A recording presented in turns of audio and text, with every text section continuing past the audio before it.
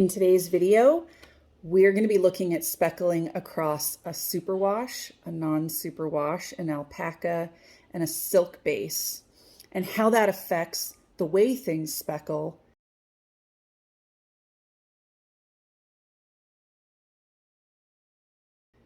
the margin and diameter of the speckle,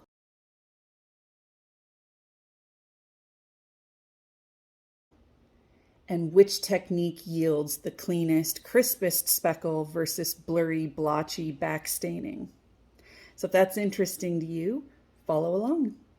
This video is brought to you by Knomad Yarn. They have delicious bases and I highly recommend them. Ethical, sustainable mill partnered in Peru and based out of LA.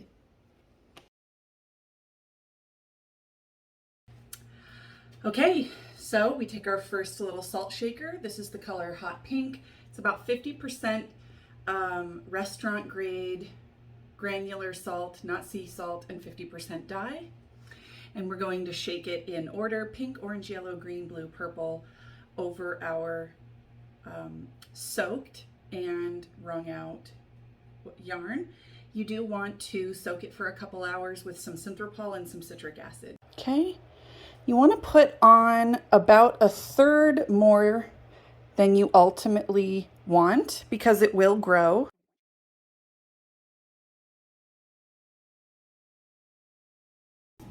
Now we're going to take our cake duster, and it opens like that. And we are going to take just about, I would say, 1/8 of a teaspoon and put it in the cake duster. And this drops very, very heavy, so you want to be a good 12 to 18 inches off the yarn when you put the cake duster over, and you got to move quick. Otherwise you'll just get a huge dump of dye right in one spot. So here we have the dye on the other side of the speckles, and here we go.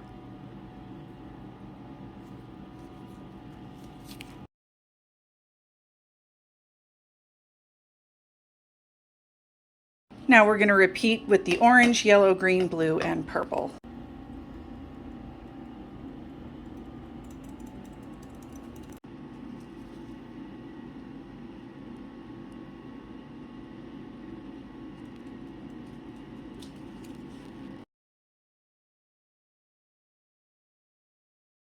You're going to take about this much, pinch your finger over it, and then rub these two fingers together slowly and gently. Now we take a second pinch and we hit all the areas we missed the first pass.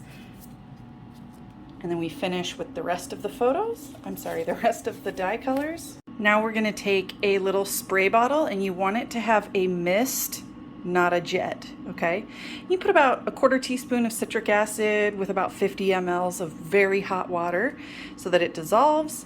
And the reason I like to do this step is because it really helps fix the speckles in place.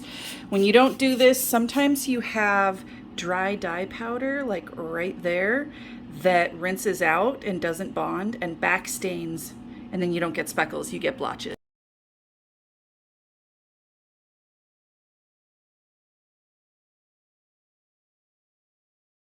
Now we take our 3 trays and we pop them into the proofer once it gets up to temperature at 200 degrees for a half an hour.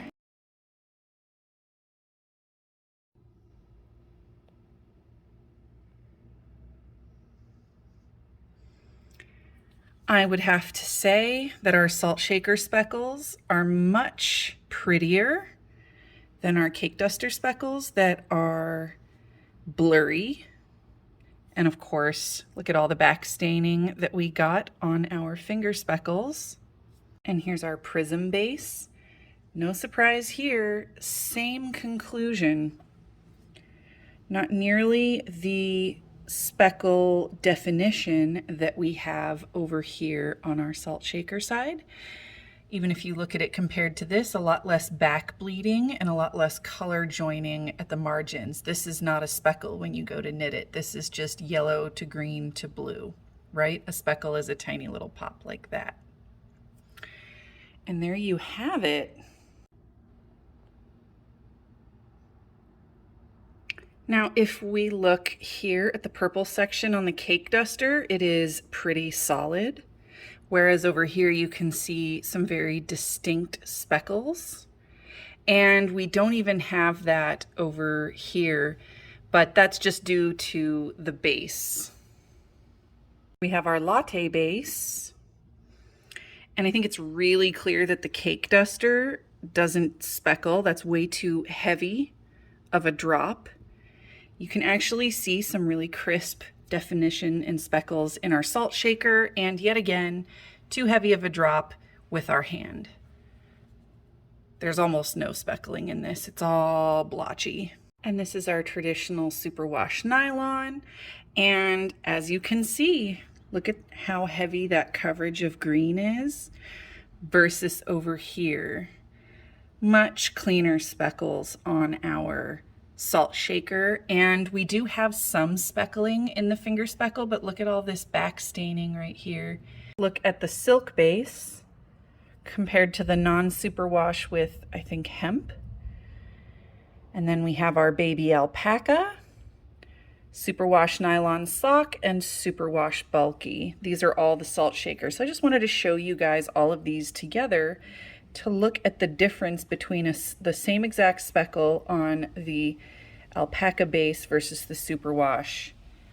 And of course, there's really very little in the way of speckling on this non-superwash and this silk, right? So while we can clearly see differences in the same section of skein across all of these, if you want a tight, crisp little speckle like these, you're going to need a superwash base and a salt shaker method. If you have a non-superwash base, you need to accept the fact that you're not going to get crisp speckles. You're going to get blurry blotches, which is fine. Knits up different though. And then with our silk bases, we're going to have some back staining, some back bleeding, which means that the dye wasn't absorbed on impact, right? It bled behind before it actually struck. And our alpaca base, due to its fuzziness, is going to reflect the speckles in a kind of soft, fuzzy manner and not a crisp, tight speckle.